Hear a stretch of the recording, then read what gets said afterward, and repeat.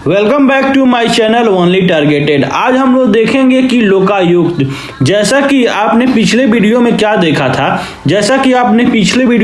था, कि लोकपाल। हम लोग का टॉपिक चल रहा है कि लोकपाल और लोकायुक्त, ठीक है। तो पिछले वीडियो में हमने देखा था कि लोकपाल हमने कवर कर लिया था कि लोकपाल में क्या क्या होते हैं, इसकी स्थापना कब हुई थी, कितने सदस्य होते हैं और मुख्य काम क्या क्या होती है। इन सारे चीजों को हमने देख लिया था, ठीक है, कि भारत में 2013 में ये आया था, किसने, लोकपाल, ठीक है। तो आज हम लोग क्या चीज देखने वाले हैं, ठीक है, कि लोकायुक्त का क्या क्या होता है और इससे संबंधित हम ये भी चीज देखेंगे कि लोकपाल एवं लोकायुक्त के क्या क्या कार्य और शक्तियां होती है। तो इन सारी चीजों को हम आज के वीडियो में कवर करेंगे। तो चलिए पढ़ाई को शुरुआत करते हैं, ठीक है। प्रत्येक राज्य में लोकपाल के समकक्ष, यानी कि लोकपाल के समकक्ष का मतलब हुआ कि लोकपाल के समान अधिकारी लोकायुक्त होगा। लोकपाल के समकक्ष क्या होगा, अधिकारी लोकायुक्त होता है, ठीक है, राज्य में होता है। जैसा कि आपने पिछले वीडियो में बताया था मैंने कि लोकपाल जो होता है वो किसमें होता है, केंद्र में होता है, और ये लोकायुक्त अब किसमें हो जाएगा, अब राज्य में हो जाएगा, ठीक है। समकक्ष अधिकारी कौन होता है, लोकायुक्त होगा, ठीक। इसकी नियुक्ति राज्य का राज्यपाल करता है, ठीक है। इसकी नियुक्ति कौन करता है, राज्य का राज्यपाल करता है। जैसे मैं आपसे पूछ रहा हूं कि आप बताइए कि लोकपाल की नियुक्ति कौन करता है, ठीक है। जैसा पिछले वीडियो में बताया है, आप पढ़े होंगे तो बता दीजिएगा, लोकपाल की नियुक्ति कौन करता है, आप बताइएगा, ठीक है। तो इसमें हम देखते हैं लोकायुक्त में कि इसकी नियुक्ति राज्य का कौन करता है, राज्य का राज्यपाल करता है, ठीक है। नियुक्ति कौन करता है, राज्य का राज्यपाल करता है। नियुक्ति एक चयन समिति के सिफारिश के आधार पर की जाती है। नियुक्ति की जो प्रक्रिया है एक चयन समिति के सिफारिश के आधार पर की जाती है, यानी कि एक चयन समिति होगा, उसी समिति के सिफारिश के आधार पर क्या किया जाएगा, इसकी नियुक्ति की जाएगी, यानी कि समिति सिफारिश करेगी तब इसकी नियुक्ति होगी, जिसमें राज्य का मुख्यमंत्री, ठीक है। और इस समिति में क्या होता है, इस समिति में कौन कौन चीज होते हैं, राज्य का मुख्यमंत्री, प्रमुख विपक्षी दल का नेता, कौन, प्रमुख विपक्षी दल का नेता, विधानसभा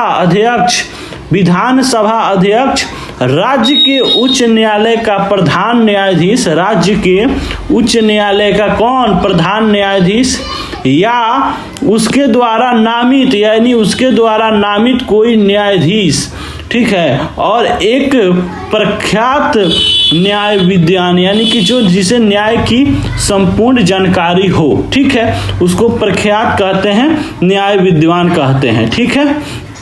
ये चीज होंगे, समिति में होंगे, ठीक है। कौन कौन चीज होंगे आपको पता चल गया। चलिए अब ये चीज हम देखते हैं कि लोकपाल और लोकायुक्त के क्या क्या काम एवं शक्तियां होती हैं, ठीक है। लोकपाल एवं लोकायुक्त के आखिर में ये जो लोकपाल और लोकायुक्त हैं कौन कौन से काम करते हैं, ठीक है, इनके पास क्या क्या चीज की शक्तियां होती है, इन सारी चीजों को हम देखते हैं। कि लोकपाल के क्षेत्राधिकार, लोकपाल की बात कर रहा है ना कि लोकायुक्त की। लोकपाल के क्षेत्राधिकार में प्रधानमंत्री, ठीक है, संसद सदस्य, ग्रुप ABC के सभी कर्मचारी और केंद्र सरकार के अधिकारी शामिल हैं, ठीक है। लोकपाल के क्षेत्राधिकार की बात कर रहा है ना लोकपाल, ना कि लोकायुक्त का बात करेगा तो राज्य का हो जाएगा, और लोकपाल की बात करेगा तो केंद्र से संबंधित हो जाएगा। तो लोकपाल के क्षेत्राधिकार में प्रधानमंत्री, संसद का सदस्य, ग्रुप ABCD के सभी कर्मचारी और केंद्र सरकार के अधिकारी शामिल हैं, ठीक है। कौन कौन से शामिल हैं ये। लोकपाल का प्रधानमंत्री पर क्षेत्राधिकार, लोकपाल पर प्रधानमंत्री पर क्षेत्राधिकार केवल भ्रष्टाचार के उन आरोपों तक सीमित होगा, केवल भ्रष्टाचार के उन आरोपों तक सीमित होगा जो अंतर्राष्ट्रीय संबंधों, जो क्या है, अंतर्राष्ट्रीय संबंधों, सुरक्षा, लोक व्यवस्था, परमाणु ऊर्जा और अंतरिक्ष से संबंध ना हो। यानी कि लोकपाल प्रधानमंत्री के खिलाफ भ्रष्टाचार के आरोपों की जांच कर सकता है, लेकिन हर मामले में नहीं कर सकता है। कुछ संवेदनशील विषयों पर लोकपाल जांच नहीं कर सकता है।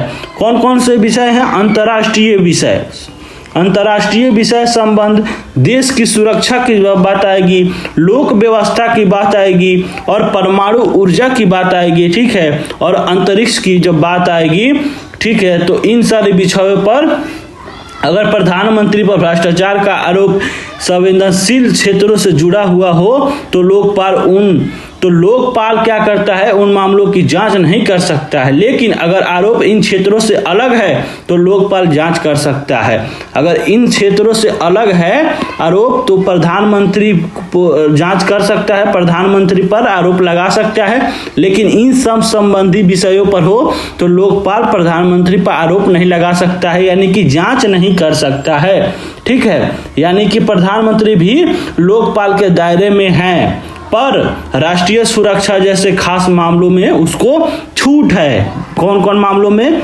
ये जो मैंने आपको बताया, राष्ट्रीय संबंधों, सुरक्षा, लोक व्यवस्था, इस सब मामलों में प्रधानमंत्री को छूट है। तो आई होप कि आपको लोकपाल और लोकायुक्त समझ में आया होगा। तो thank you for watching the video, और हम उम्मीद करते हैं कि आप इसके साथ ही साथ क्वेश्चन आंसर राइटिंग का भी प्रैक्टिस किया करें और क्वेश्चन भी उठा के बनाया करें, ताकि आपको समझ में आ जाए कि हाँ, हम जो चीज़ पढ़ रहे हैं वो सही जगह पढ़ रहे हैं कि नहीं पढ़ रहे हैं, और सही चीज़ को हम मतलब कि अपना अंदर ले रहे हैं कि नहीं ले रहे हैं। तो thank you for watching the video, और मिलते हैं नेक्स्ट वीडियो नेक्स्ट टॉपिक के साथ। तब तक बना रहें। Thank you for watching the video.